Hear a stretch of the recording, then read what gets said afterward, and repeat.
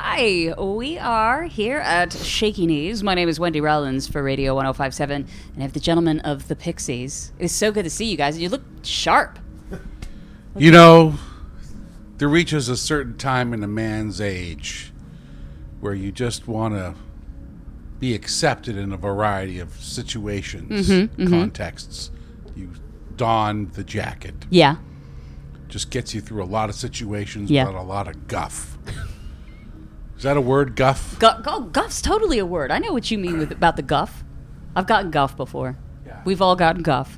But you're right. You wear a nice jacket and good lapels and, you know, you're not going to get any guff. You got to hang out in a lot of hotel lobbies, a lot of restaurants, a lot of airport lounges. You look serious business. You know, a lot of, I don't know.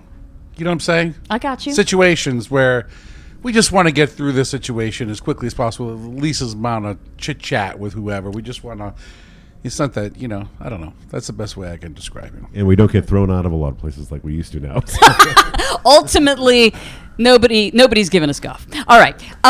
Well, look, I mean, I'm going to be honest with you. I was just poring over Pixies history, and I was watching all these videos, and I thought, you know what? I don't think I'm going to like talk about anything revolutionary here. I kind of just wanted to talk to you guys about music in general. Like, you know, like, do you remember, what's like your earliest memory of like a song that you heard maybe as a kid that kind of stuck in your head, like that first song that you're like, oh, like early memories of music maybe your parents were listening to or your grandparents or something like that? Well, it's funny. We had to think of songs the other day for a radio show. Oh, yeah? We had to come up with some songs, so it was just, what songs?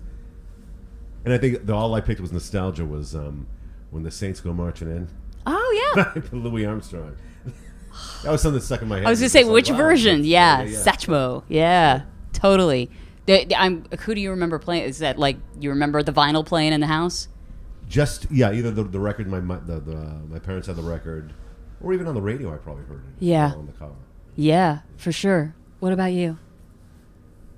I'm thinking of Brand New Key by Melanie. Yeah? Do you know Brand New Key?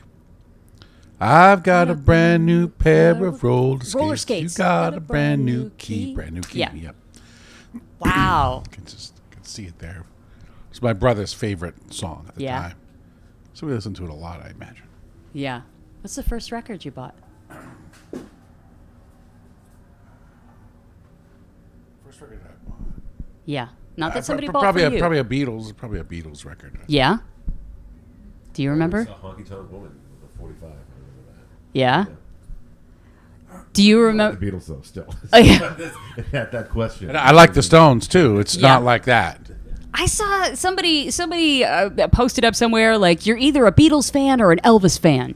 You're one or the other. And I thought, I think that might be true. Do you think that's true? Well, there's a Dutch radio program on Sundays, Zondag, Beatles and Stonesdag. Beatles and Stonesdag. And on Sundays, they play like one or two Beatles songs, and then they flip and they play one or two Stones, and they do that all day long for this particular program. Okay. It's like a long 4 to 6 hour radio program, as I recall. Beatles and Stones Day. Okay. And so I think that they've tried to acknowledge that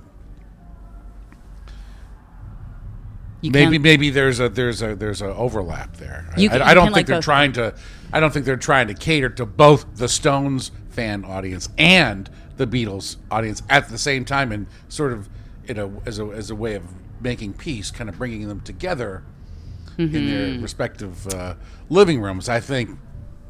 I got you. Not all the Stones fans might want to admit that they're big Beatles fans, and vice versa. Right. But yeah. As Dave and I just proved, it's possible. It is possible. It's possible to hold both of those paradigms. Okay.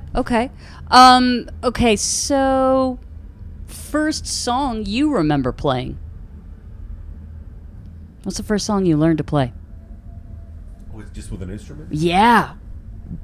I'm not talking Pixies. I mean, it could, but it could be. I doubt it. But that you picked out and you were like, I could play this. Oh, I remember. Oh, well, it was crazy because I had drum lessons, and the teacher I had was at the time he was 75 years old, and never on a drum set, was all on a practice pad, just learning. Yeah. But then when we graduated to get down to the drum set in the basement, which I've been waiting for 2 years to get down to. The hollowed drum set You in go the down to basement. you go down to the basement, and it's a kit from 1920 with a kick drum this high. Oh my God. Yeah. And then what you learn is all that. That's what I learned, all the 78s and playing that stuff. Yeah. So that was the first stuff. It was all like, Woody Herman and all that 20s, 30s kind of stuff. Okay. Okay. What about you? Do you remember the first song that you learned to play? I don't. I'm thinking about either a piano lesson or something like that. I do remember I also had an elderly drum teacher. Yeah.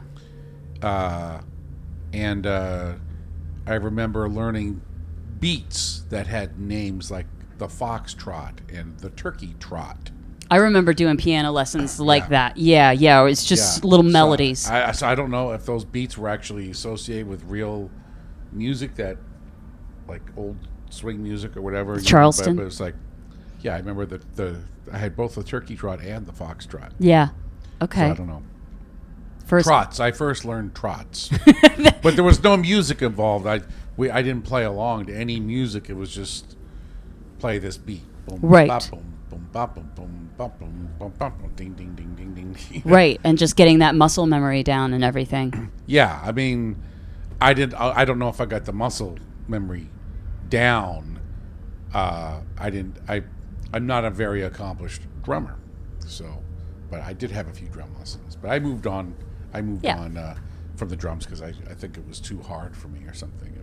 And just kind of gravitated to other instruments from there and just kind of built it out. Yeah, I can't even say that I've really even mastered any instrument, but I think I have mastered being in a college rock band.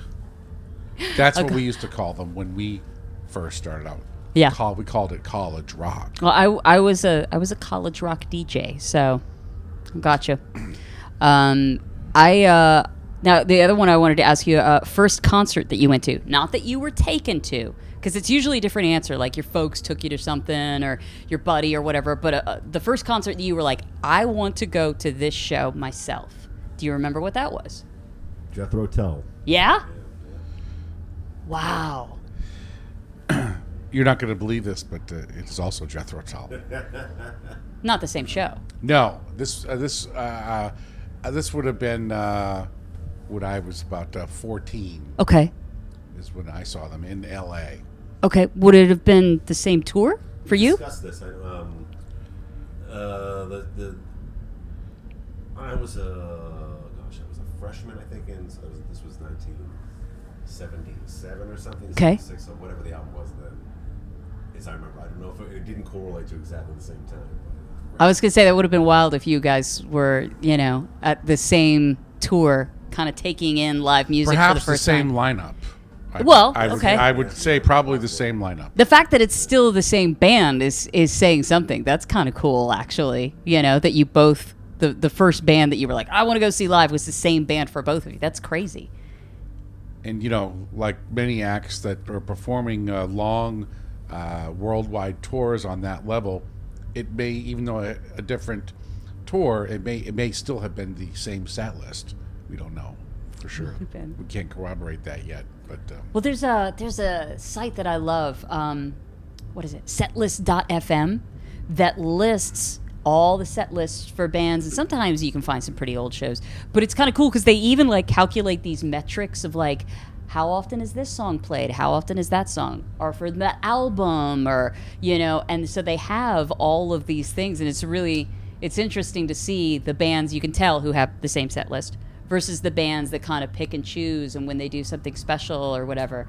And I kind of nerd out on that stuff, but I could recommend a book called The Dylanologists, and it's all about the uber Dylan fans that collect things like set lists, but also anything, any furniture, anything that might be associated Dylan? with the man from whatever point in his life. What is the book? The book is called The Dylanologists, and it's just about, there's a particular group of people. They're quite a large group of people, larger than you would think, even that very, very zealous with their, they all specialize in different things. Sure. They trade, and sometimes they don't trade. There's rivalries between some of them. It's less about Bob Dylan, but more about the actual people. fans And, themselves. talk about a lot of music collecting and recording and that kind of thing. Anyway. Cool. That's my book recommendation. Okay. I don't know if that was part of the interview. I was told to be prepared with a book. Do you have a book you'd like to read? I'm actually reading Patti Smith's book right now. I know it came out a little while ago, but I finally just got around to it. It's actually a phenomenal. Actually, what blows my mind is how much she remembers of every day and kind of like how this impacted and the first time I met this person, and it's amazing to me because I'm thinking, God, I don't remember like exactly days from last year, and I feel bad about that now because it's a fantastic story. I don't know if you've had a chance to check it out, but do you have a book you're reading right now? No, I don't. Okay, I just thought I'd throw it out there, leave it open to you. Is there anybody you guys want to catch their set while you're out here or anything, or like kind of do you prefer not to watch anybody else's set and kind of focus on what you're going to do? What's the idea? We usually arrive. Well, actually, we're early here for this promotion kind of stuff. Thank you. We usually arrive an hour before showtime. Okay. It's very. Then we have our little things that we do, our Right. little rituals. This last tour, we had an opening band, and I'm usually good with meeting the opening band or seeing them or something like that. Sure. It wasn't until probably halfway through the tour that I was able to say hi. It's not like so. This is the way it goes. Yeah. Like with how we do it. Well, Show. I mean, in talking about shows and like obviously when you're on the road, you're kind of in your own mindset, like you said, you're doing your own thing. Are there any shows that you've seen recently that you were like, wow, this is really a great band. I really like these guys. Anybody that's stuck in your head? I can't think of anyone right now. That's an okay answer. You look like you're like kind of sorry about that. That's fine. That's good. Nobody? Well, the band I just talked about, our opening band, Public Access TV. Yeah. Pretty good. Okay. I really enjoyed them. Okay. That's a good answer. I'm good with that. Well, look, I don't want to keep you guys. I appreciate you like sharing all this stuff. I'm always curious like what the songs and the music are that kind of kickstart musicians to think about this is something I could do. This is something I want to do. So, and it's never the artist you think it's going to be, It's never the album that you thought they would buy first or something like that. So it's always interesting to me, and I appreciate you kind of telling me your stories and stuff. My pleasure. Absolutely. Anytime. Thanks so much. Pixies here for Shaky Knees for Radio 105.7. Thanks, guys.